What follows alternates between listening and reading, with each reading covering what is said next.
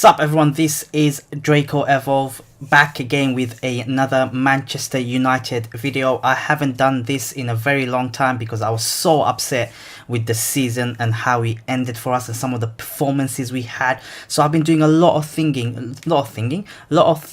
over the last few weeks, and this video is all about my top 3 personal choice for who should Manchester United sign for centre-back. So you can, let me rearrange that sentence. My top 3 predictions and wanted list for Manchester United to sign for the centre-back position. And I have been doing a lot of background research over the last few weeks, especially when the season has ended. I have been on the forums and I picked up a few players that I hope that United sign. Because let's face it, I was going to plan to do a season review, but I've scrapped that because the season review is, let's face it, is utter shit. So I'm not going to even bother with it. To start off, I will be doing a positional sort of top 3 predictions and signings that we will make, hoping that we will make as a Manchester United football fan. These are more realistic targets, so I'm not going to name someone like, you know, I don't know, Gerard Piqué or Laporte or Varane. You know, these are realistic target for United to go and get. But without further ado, I have picked 3 players that I feel will improve the current United defense, especially when you have defenders like Smalling and Jones. I hope we don't go into next season, you know, with these 3 guys. So as you can see on the screen, there has been a lot of rumors, which I hope to cover over the next couple of days, more around the rumors after I've done my predictions for the list and the stupid adverts coming up. But what can you say? I just came on the site. This is Matthias de Ligt, however you want to name it. He is Ajax captain. He is 19. He was given the captaincy at the age of 18. And for those of you who watched football in the Champions League or Eredivisie or whatever, even in the UEFA Cup final that United played Ajax a few years ago, this guy is a absolute monster. He is head and shoulders above our defenders. He is one of the best defenders, upcoming defenders in the world, and I can guarantee you, with his attitude, the way he talks, the way he presents himself, forget his technical attributes but his mental attributes, he is a wonder defender in the making. And I will say it right there, you know, he is a generational defender, which means once in a generation these sort of players come along, and it is absolutely vital that United, who is rumored to be building a young team, builds their team around this guy, not Pogba. Nada like that, because Pogba's attitude problem, blah blah blah, but I'm not going to talk about, you know, Pogba's and whatever. But he is, as you can see, he's only 19. In the Dutch league, he appeared 33 times, pretty much all their games, you know, 97% of starting 11 with 97% of minutes played. So he wasn't substituted. He played almost every single game. I think he probably missed once.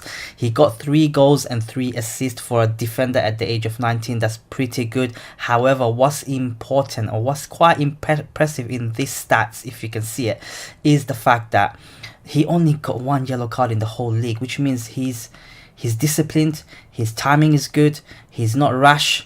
You know, that takes a lot for a defender at the age of 19 to get only 1 yellow card after playing 97% of their matches in the league is amazing.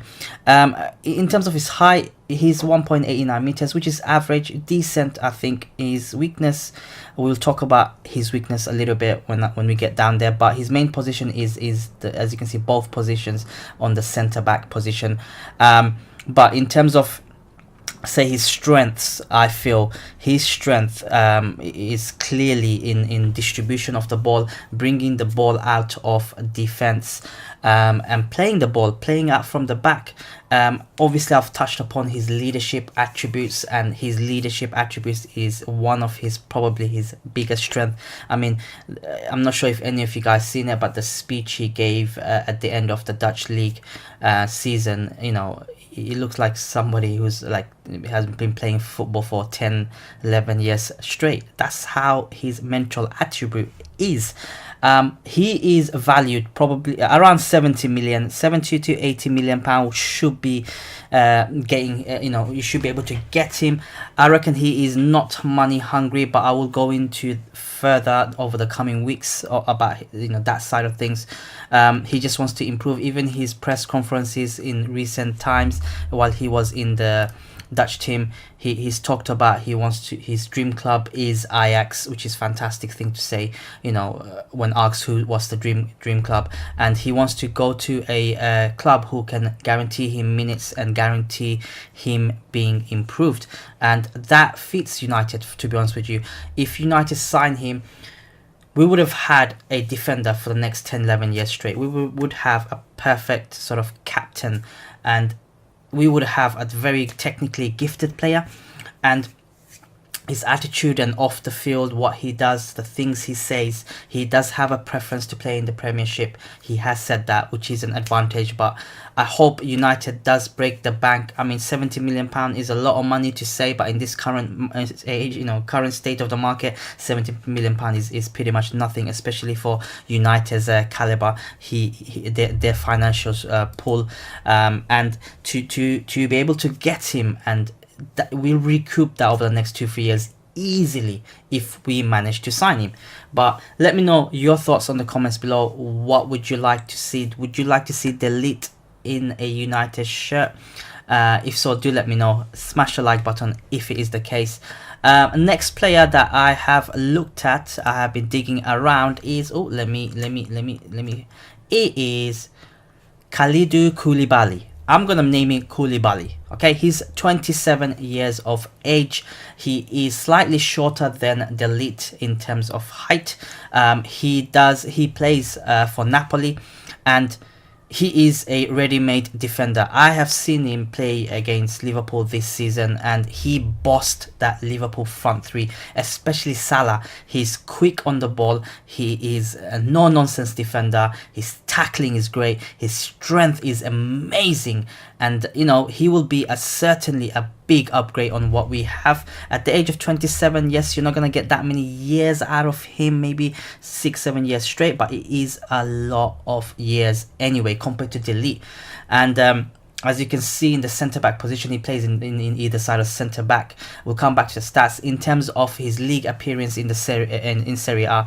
Is 92% he started in the games, and 92% of the minutes he has played. So he's pretty much a starting player for Napoli at all times. He has 35 appearances, 2 goals and 1 assist. However, his yellow card is 10, including 1 red card. So you can see he's a no-nonsense defender. He comes straight at you, and it can be rash, but I will take that punt on him. He will cost roughly around probably 80 to 100 million pounds, judging by his stats, judging by his age, judging by his maturity.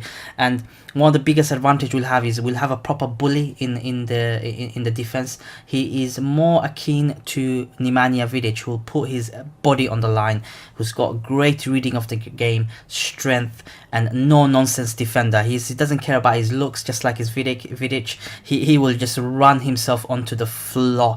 So signing him, yes, he is predicted. Hopefully for me, signing Koulibaly from Napoli is gonna be wonderful to have such an experienced player, such a player with pace, power, strength, and experience. Obviously, I've mentioned, and he'll be another great signing at the age of 27. And but let me know your thoughts in the comments below. Would you like Koulibaly? Would you like to see Koulibaly in our defense? I mean, any defenders of this caliber will be a huge significant upgrade to our defense. And lastly, my top 3 signings for Manchester United in centre-back position. It is a bit of a strange one, I reckon, but Toby Alderweireld. Yes, he's 30. Just hear me out. Yes, he's 30. He's only going to cost you 25 million because his contract is expiring. He's got bags of experience in the Premiership. He's tall, he's composed, he can play the ball out. He has a bit of leadership material in him. He's very, very rarely makes mistakes.